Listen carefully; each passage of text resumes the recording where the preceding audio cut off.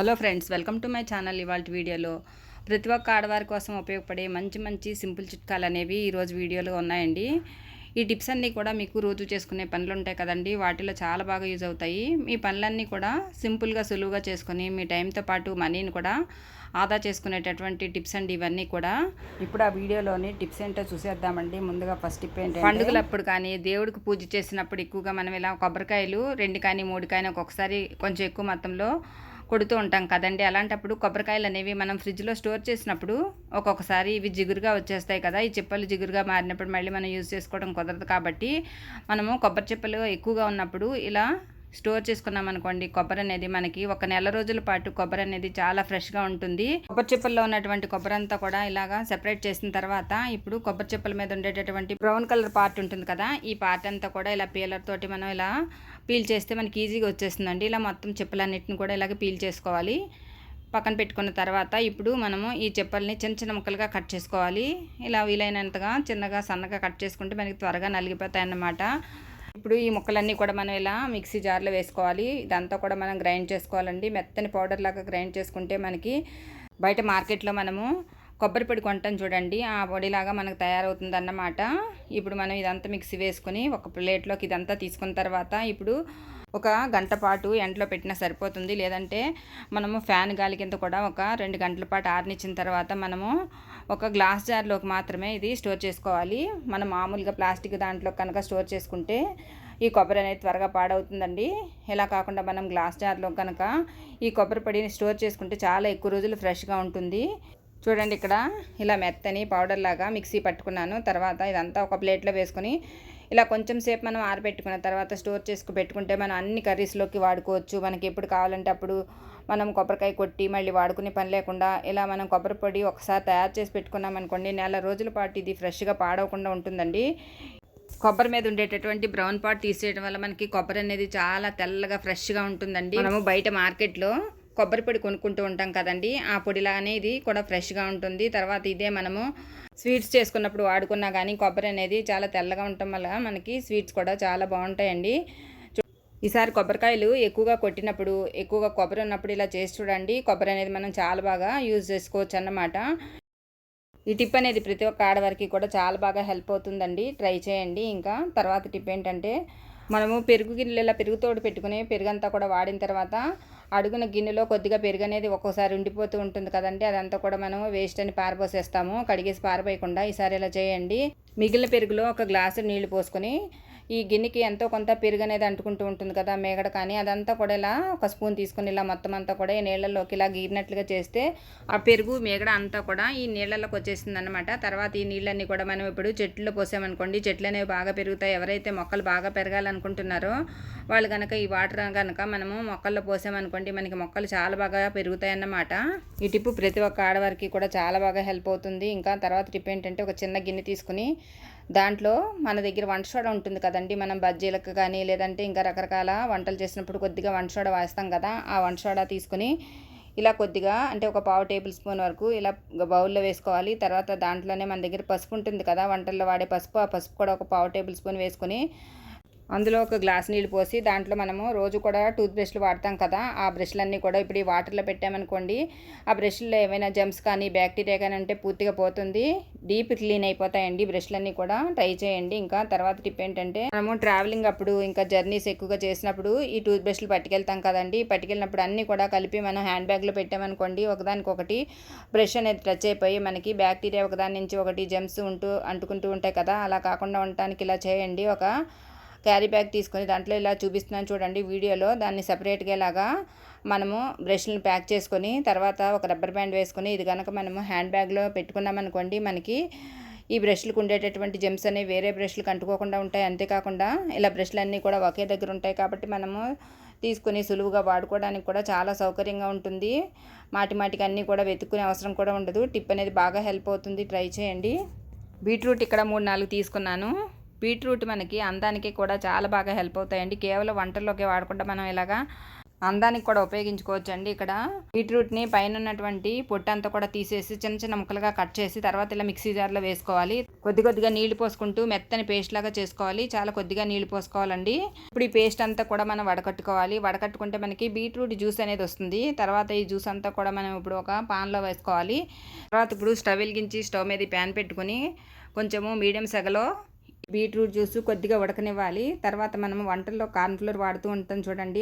ఆ కార్న్ఫ్లోర్ కూడా ఒక టేబుల్ స్పూన్ ఒక చిన్న బౌల్లో వేసుకోవాలి. దానికి సరిపడా కొద్దిగా నీళ్లు పోసుకొని ఉండలు లేకుండా కార్న్ఫ్లోర్ అంతా కూడా వాటర్లో కలిసేలాగా కలుపుకోవాలి. ఇప్పుడు ఆ వాటర్ని మనము ఈ మరుగుతున్నటువంటి బీట్రూట్ జ్యూస్లో పోసుకొని మనం ఇలా తిప్పుతూ ఉండాలండి. అంటే మనకి ఉండలు కట్టేస్తుందండి.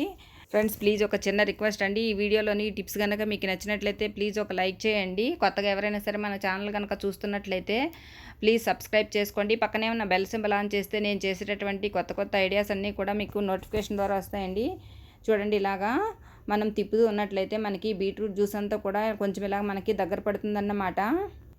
ఇప్పుడు ఈ బీట్రూట్తో చేసినటువంటి ఈ క్రీమ్ ఉంది చూడండి. ఈ క్రీమ్ అనేది మన అందానికి చాలా బాగా యూజ్ అవుతుంది. చాలామందికి పిగ్మెంటేషన్ చెంపల మీద వచ్చేసి చాలా సంవత్సరాల నుంచి బాధపడుతూ ఉంటారు కదండి. అలాంటి వాళ్ళందరూ కూడా ఈ పేస్ట్ని కనుక మనము డైలీ కూడా అప్లై చేసామనుకోండి మంచి రిజల్ట్ అనేది ఉంటుందండి. ఇది ఒక మంచి కొలాజిన్ బూస్టర్గా కూడా పనిచేస్తుంది. చాలామందికి చిన్న వయసులోనే ఎక్కువగా ఫేస్ మీద ముడతలు వస్తూ ఉంటాయి కదా, అలాంటి వాళ్ళందరూ తయారు చేసుకున్నటువంటి క్రీమ్ ఉంది కదండి, దీన్ని కనుక అప్లై చేస్తే రిజల్ట్ అనేది చాలా బాగా ఉంటుందండి.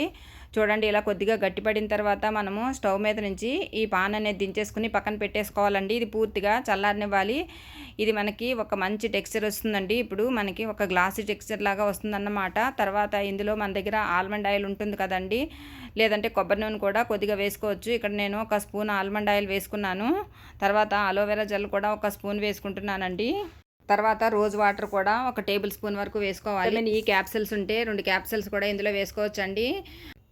గ్లిసరిన్ ఉన్నట్లయితే గ్లిసరిన్ కూడా వేసుకుంటే సరిపోతుంది. ఇక్కడ నేను విటమిన్ ఈ క్యాప్సిల్స్ బదులుగా ఇక్కడ గ్లిసరిన్ వేసుకుంటున్నాను. మీరు ఏదైనా సరే మీకు అందుబాటులో ఉన్నది వాడుకోవచ్చండి. ఇక్కడ గ్లిసరిన్ కూడా ఒక టేబుల్ స్పూన్ వరకు ఇలా వేసుకున్నానండి. తర్వాత ఇదంతా ఒకసారి ఇలా కలిసేలాగా మొత్తం అంతా కూడా కలుపుకోవాలి. మనకి ఇప్పుడు మంచి కొలాజిన్ బూస్టర్ లాగా పనిచేసే ఒక మంచి క్రీమ్ అనేది మనం తయారు చేసుకుంటున్నామండి. ఇదే క్రీమ్ను మనము ఎక్కువ రేటు పెట్టి మార్కెట్లో కొనుక్కుంటూ ఉంటాం కదా, అలా కాకుండా ఇంట్లోనే ఈజీగా చాలా తక్కువ ఖర్చుతో మనం తయారు చేసుకోవచ్చు అన్నమాట. చూడండి ఇలా తయారు చేసుకున్నటువంటి క్రీమ్ అనేది ఇలాగా ఒక చిన్న డబ్బాలో పెట్టుకుని మనము ఫ్రిడ్జ్లో పెట్టుకుంటే మనకి చాలా ఎక్కువ రోజులు వస్తుందండి. ఇక్కడ తయారు చేసినటువంటి క్రీమ్ అనేది ఇలా 2 డబ్బాల్లో స్టోర్ చేసుకుంటున్నాను. ఇలా మనం కొద్దిగా క్రీమ్ని తీసుకొని ఇలా ఫేస్కి అప్లై చేసుకున్న తర్వాత 1 గంట పాటు అలాగే వదిలేసి తర్వాత చల్లటి నీళ్ళతో కడుక్కున్నట్లయితే మనకి మంచి రిజల్ట్ ఉంటుందండి. నేను హ్యాండ్ మీద అప్లై చేసి చూపిస్తున్నాను. ఇదే రకంగా మీరు ఫేస్ మీద కనుక అప్లై చేసుకున్నారనుకోండి మీ ఫేస్ అనేది మంచి షైనింగ్తో పాటు గ్లాసీ స్కిన్ అనేది వస్తుంది. మనము బ్యూటీ పార్లర్కి వెళ్ళి ఎక్కువగా డబ్బులు ఖర్చు పెట్టుకుని ఫేషియల్ చేయించుకోకుండా ఇలా ఇంట్లోనే ఈజీగా మనము ఫేషియల్ చేయించుకున్నటువంటి ఫీలింగ్ అనేది మనకు వస్తుందన్నమాట. అంతేకాకుండా మొహం మీద ఉన్నటువంటి మొటిమలు మచ్చలు కూడా పూర్తిగా తగ్గిపోతాయి. మనకు ఒక మంచి కొలాజిన్ బూస్టర్ లాగా ఇది పనిచేస్తుంది. అంతేకాకుండా ముఖం మీద ఉన్నటువంటి పిగ్మెంటేషన్ కూడా క్రమక్రమంగా తగ్గుముఖం పడుతుందండి. చూడండి టెక్స్చర్ అనేది ఎంత బాగుందో మీరే చూస్తున్నారు కదా. ఇలా ఈజీగా సింపుల్గా చాలా తక్కువ ఖర్చుతో మనము ఇంట్లోనే ఈ క్రీమ్ని ప్రిపేర్ చేసుకోవచ్చు అన్నమాట.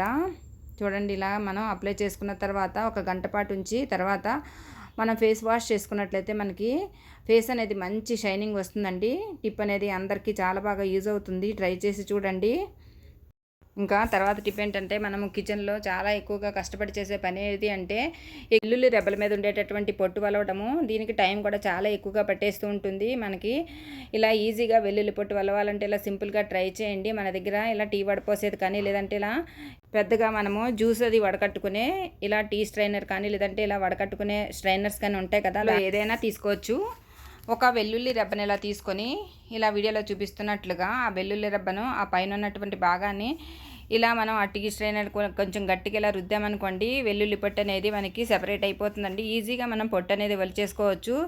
ఇలా ఎన్ని వెల్లుల్లిపాయలైనా మనం చాలా తక్కువ టైంలోనే ఒలుచుకోవచ్చు అండి. ఈ వెల్లుల్లి రెబ్బలనే ఒలిచినప్పుడు మనకి మామూలుగా చేతితో ఒలిచినప్పుడు ఎక్కువగా చేతి వేళ్ళు నొప్పులు పెట్టడమే కాకుండా అందులో ఉండేటటువంటి జ్యూస్ అంతా కూడా ఒక్కొక్కసారి గోళ్ళల్లోకి వచ్చేసి మనకి చాలా పెయిన్ అనేది మంట అనేది ఉంటుంది కదా, అలా కాకుండా ఇలా సింపుల్గా ట్రై చేయండి. మీ పని కూడా చాలా సులువవుతుంది, టైం కూడా ఆదా అవుతుందన్నమాట. మనము పచ్చళ్ళు పట్టుకున్నప్పుడు ఎక్కువగా వెల్లుల్లి రెబ్బలు వాడుతూ ఉంటాం, లేదంటే అల్లం వెల్లుల్లి పేస్ట్ కూడా ఒక్కొక్కసారి వెల్లుల్లిపాయ పొట్టు ఒలుచుకుని వాడుతూ ఉంటాం కదా. ఇలా సింపుల్గా ట్రై చేయండి, మీ పని అనేది సులువవుతుంది. ఇంకా ఒక్కొక్కసారి గ్యాస్ స్టవ్ అనేది మనకి ఇలా మండకుండా అక్కడక్కడ కూడా ఈ బర్నర్స్లో మనకి ఎక్కువగా హోల్స్ అనేది పూడుకుపోవడం వల్ల మనకి ఒక్కొక్కసారి అక్కడ మంట రాకుండా చాలా తక్కువ మంట రావటం జరుగుతూ ఉంటుంది కదా. మనకి ఇప్పుడు గ్యాస్ సిలిండర్ అనేది బుక్ చేసుకున్న తర్వాత చాలా ఎక్కువ రోజులకు వస్తుంది కదా. అలాంటప్పుడు మనం సిలిండర్ అనేది ఒక్కొక్కసారి చాలా జాగ్రత్తగా వాడుకోవాల్సి ఉంటుంది. అలా మనం సిలిండర్ అనేది చాలా ఎక్కువ రోజులు రావడానికి ఈ బర్నర్స్ని మనం ఇలా క్లీన్ చేసుకున్నాం అనుకోండి, మనకి సిలిండర్ అనేది చాలా ఎక్కువ రోజులు వస్తుంది. ఒక బౌల్ తీసుకుని అందులో గోరువెచ్చని నీళ్ళు, ఒక గ్లాసు నీళ్ళు పోసుకోవాలి. తర్వాత దాంట్లో మనం వంటల్లో వాడే వంట సోడా ఉంటుంది కదా, అది ఒక 1/2 టేబుల్ స్పూన్ వరకు వేసుకోవాలి. తర్వాత దాంట్లోనే మన దగ్గర సర్ఫ్ ఉంటుంది కదా, సర్ఫ్ కూడా ఒక టేబుల్ స్పూన్ ఇలా వేసుకున్నాను. తర్వాత దాంట్లోనే ఒక చెక్క నిమ్మరసం పిండుకోవాలి. ఇదంతా ఒకసారి ఇలా కలిసేలాగా కలుపుకున్న తర్వాత ఇప్పుడు ఈ బర్నర్స్ 2 కూడా మనము ఈ నీళ్ళలో ఒక గంట పాటు ఇలా నానబెట్టుకోవాలన్నమాట. తర్వాత ఇలా వాడినటువంటి ఒక పాత టూత్ బ్రష్ ఉంటుంది కదా, దాన్ని తీసుకుని బర్నర్స్కి పైన లోపల కూడా నీట్గా ఇలా బ్రష్ తోటి ఆ వాటర్ టచ్ చేస్తే ఇలా క్లీన్ చేసుకోవాలన్నమాట. అప్పుడు దాంట్లో ఉండే ఏదైనా మనము పాలు కాచినప్పుడు కానీ, లేదంటే మనం అన్నం వండినప్పుడు కానీ, ఒక్కొక్కసారి గంజి కానీ, పాలు కానీ, టీ కాచినప్పుడు కానీ పొంగిపోయినప్పుడు హోల్స్ అనేవి క్లోజ్ అయిపోతూ ఉంటాయి కదా, అలాంటివన్నీ కూడా ఇప్పుడు నీట్గా హోల్స్ అన్నీ కూడా క్లీన్ అయిపోతాయండి. మసి కానీ, జిడ్డు కానీ అంతా పూర్తిగా క్లీన్ అయిపోతుంది. ఇప్పుడు ఈ బర్నర్స్ని మామూలుగా నీళ్ళతో ఒకసారి ఇలా కడిగేసుకున్న తర్వాత ఒక పొడి క్లాత్ మీద ఈ బర్నర్స్ అన్ని పెట్టుకుని నీట్గా అస్సలు తడి అనేది లేకుండా మనము ఈ బర్నర్స్ అన్నీ కూడా నీట్గా తుడుచుకోవాలండి. తర్వాత కొబ్బరి నూనె ఉంటుంది కదా, కొబ్బరి నూనె తీసుకొని బర్నర్స్ మీద ఇలా కొద్దిగా వేసుకొని మనం చేతులతోటి ఈ బర్నర్స్ మీద ఇలా స్ప్రెడ్ చేసుకోవాలన్నమాట.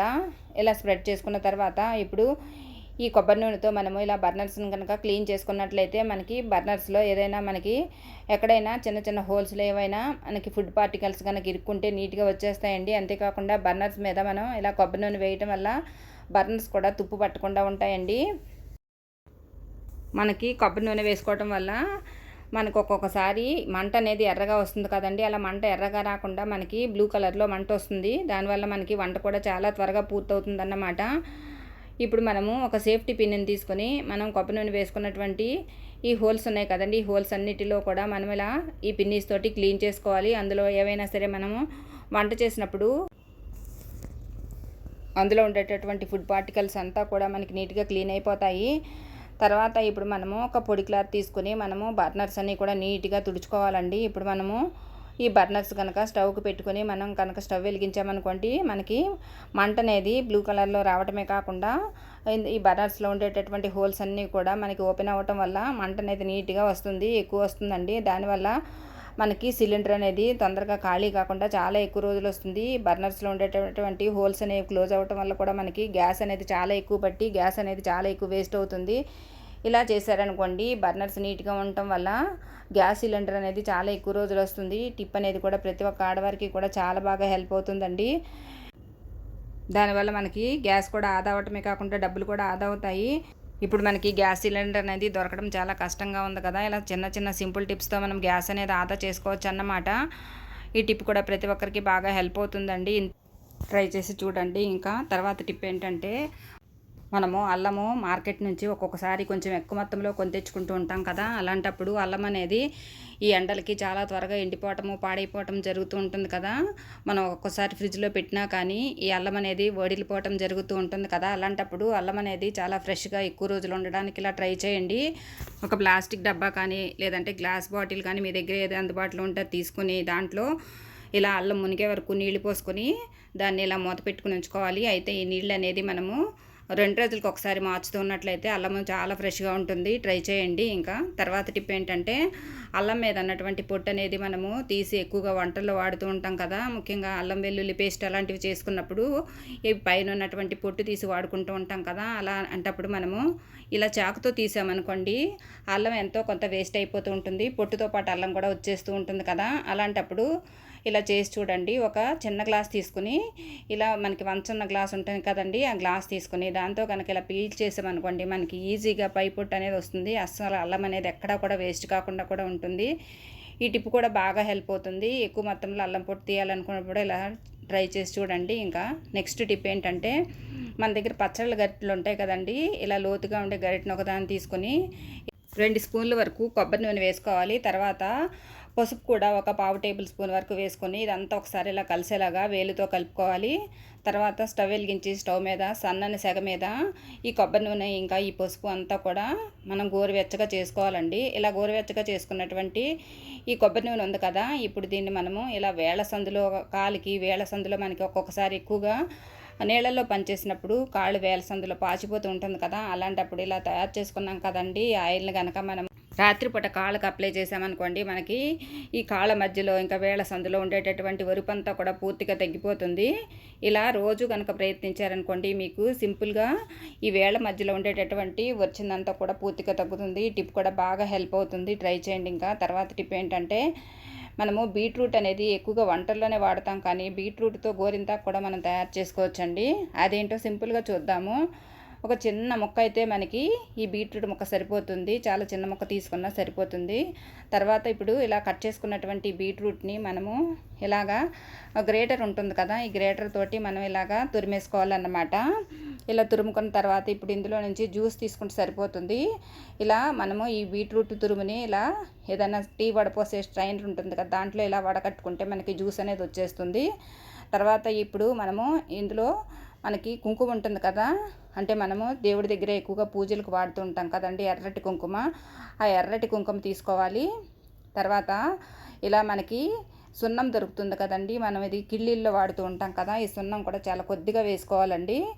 ఇలా కొంచెం వేసుకోవాలి, లేదంటే మనకి చిన్నపిల్లలకి కనుక ఇది గోరింతకు పెడితే కొంచెం చేతులు అనేవి పొక్కుతుంది, కాబట్టి కొంచెం చూసి వాడుకోవాలన్నమాట. తర్వాత కొద్దిగా నిమ్మరసం కూడా దాంట్లో పిండుకోవాలంటే ఒక 4-5 చుక్కలు పిండుకుంటే సరిపోతుంది అన్నమాట. తర్వాత మనము కుంకుమ అనేది మనకి సరిపడా వేసుకోవాలి. మరీ చిక్కగా కాకుండా మరీ లూజ్గా కాకుండా కలుపుకోవాలి. అంటే మనకి చేతి మీద ఇది గోరింతకు పెట్టుకుంటే నిలబడి ఉండేలాగా, కారిపోకుండా ఉండేలాగా కలుపుకోవాలి. ఇక్కడ కొంచెం లూజ్గా ఉంది కాబట్టి మరి కొంచెం కుంకుమ వేసుకుని కలుపుకోవాలి.